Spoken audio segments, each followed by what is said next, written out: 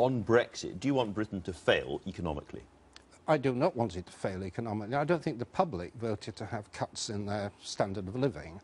And I think that's why there are two objectives, I think, in the Brexit. I mean, the reason I ask that, if I may interject, is that you have said you have to hang on while the economy deteriorates before the public mood changes, and that's your moment, which makes it sound as if you're going to be kind of an economic Eeyore, as it were, observing disaster happening and just waiting for your moment.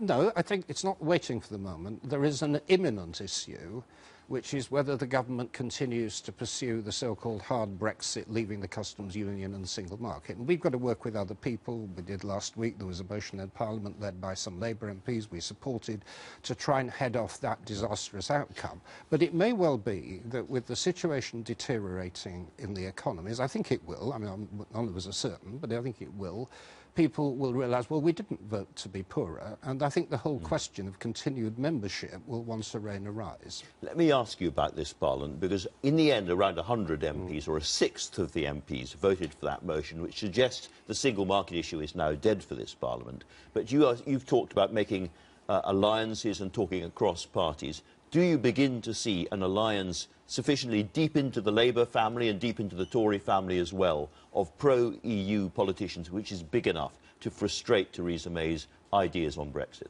Yes, I think a lot of people are keeping their heads down. We'll see what happens in the autumn when people come back.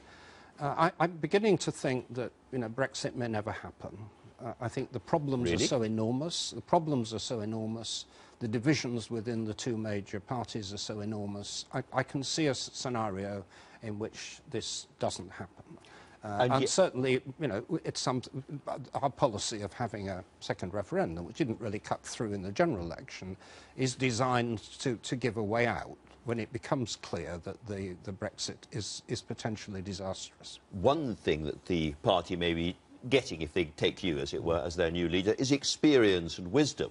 And yet, last week you said something extraordinary. You compared Theresa May to Hitler. That wasn't experience, No, I didn't at all. I got my literary reference wrong. I think it was Stalin who talked about rulers cosmopolitans. No, I thought that particular phrase, citizens of nowhere, was quite evil. It could have been taken out of Mein Kampf. That was a silly thing to say, wasn't it?